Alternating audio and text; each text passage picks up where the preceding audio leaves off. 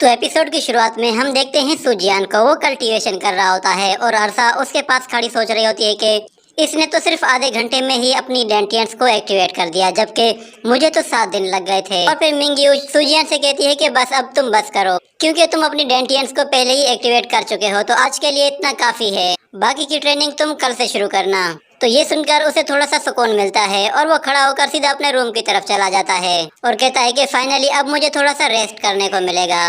मगर फिर अरसा कहती है कि अगर वो बेड पे सोने वाला है तो फिर हम कहाँ सोएंगे।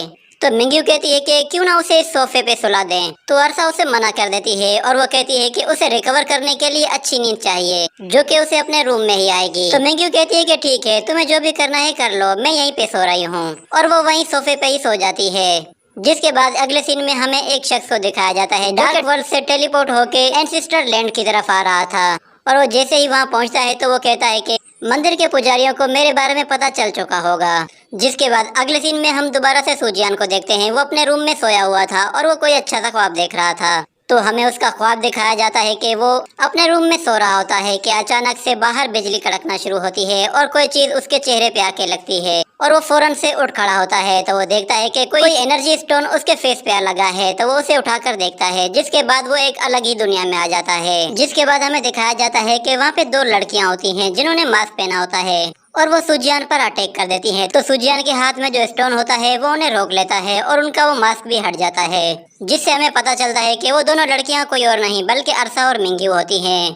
तो सुजियान उस स्टोन की मदद से उसे पीछे धकेल देता है।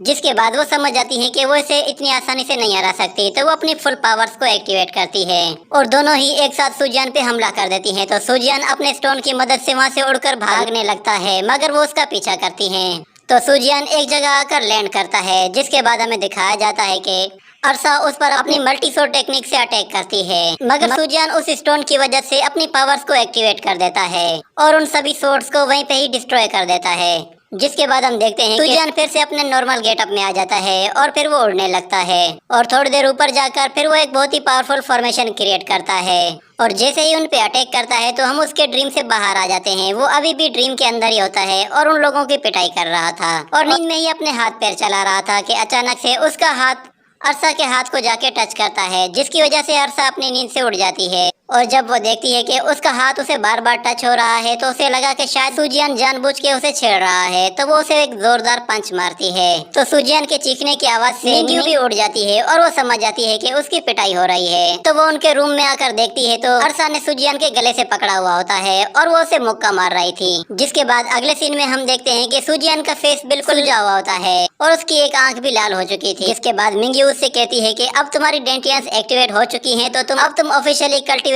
स्टार्ट कर सकते हो और आज से तुम एक कल्टीवेटर हो और तुम्हें अब एनर्जी रिफाइनिंग का काम करना है। जिसके बाद वो उसे बताती है कि एनर्जी को रिफाइन करने के 9 लेवल होते हैं। तो वो उसे फर्स्ट स्टेज के बारे में बताती है कि जब तुम्हारी एनर्जी तुम्हारी मेरिडियन से फ्लो होकर तुम्हारी डेंटियंस में इकट्ठी होना शुरू हो जाए तो समझ जाओ कि तुम अभी फर्स्ट लेवल में हो।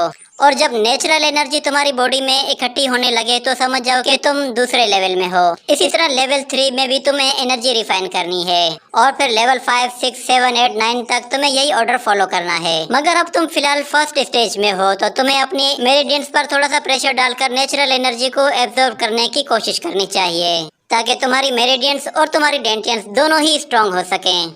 और वैसे भी एक ह्यूमन बॉडी में 8 मेरिडियंस और 72 से ज्यादा डेंटियंस होती हैं और डेंटियंस बहुत ही वास्ट एरिया होता है जहाँ पर बहुत ज्यादा एनर्जी को इकट्ठा किया जा सकता है। तो तुम्हें अपने डेंटियंस को और भी स्ट्रॉन्ग बनाना होगा ताकि वो तुम्हारी मेरिडियंस में और भी ज्यादा एनर्जी को एब्जॉर्ब कर सकें। तो सुजियान कहता है कि मैंने अभी कल ही तो अपनी डेंटियंस को एक्टिवेट किया है। तो मिंग्यू कहती है कि तो फिर ठीक है, तुम्हें अब उन्हें और भी ज्यादा स्ट्रॉन्ग बनाना है, क्योंकि ये वही जगह है जहाँ पे तुमने नेचुरल एनर्जी को स्टोर करना है। तो सुजियान उसकी बात मान लेता है और फिर वो कल्टीवेशन के लिए बैठ जाता है। तो मिंग्यू से कहती है कि आज से मैं तुम्हें डार्क मेंटल मेथड सिखाऊंगी, तो मेरी बात ध्यान से सुनना और जो कुछ मैं बताऊं उसे बहुत ही अच्छे तरीके से याद कर लेना।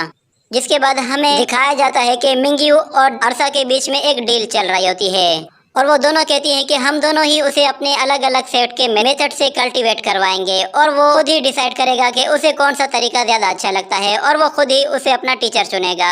तो मिंग्यू कहती है कि मेरे लिए ये बहुत ही अच्छी बात है कि लास्ट नाइट मैंने उससे बहुत ही अच्छी डील कर ली क्योंकि डार्क मेंटल मेथड बहुत ही ज्यादा जल्दी इम्प्रूव करेगी इसे।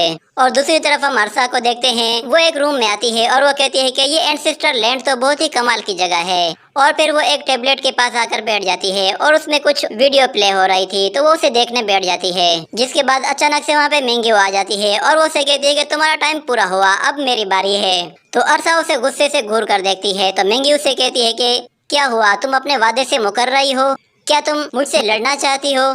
तो अरसा उससे कहती है कि मैं तुम्हारी तरह नहीं, तो तुम्हें फिक्र करने की जरूरत नहीं, मैं अपने वादे से बिल्कुल भी नहीं मुकरने वाली।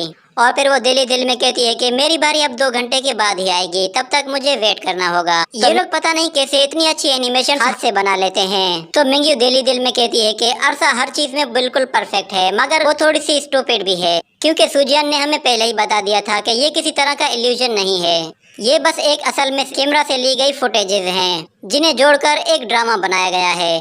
तो थोड़ी देर के बाद वो स्टेप को ऑफ कर देती है, जिस पर अरसा गुस्सा होती है और वो कहती है कि तुमने इसे बंद क्यों कर दिया। और दूसरी तरफ हम देखते हैं कि सुजियान अभी भी कल्टीवेशन कर रहा होता है और दूसरी तरफ मिंग्यू और अरसा वो एक अलग रूम में होती हैं, जहां अरसा अभी भी उस टैब में कुछ ड्रामा देख रही होती है। जिसके बाद अचानक वो जोर से चिल्लाती है, जिसके बाद एपिसोड भी यहीं पे खत्म हो जाता है।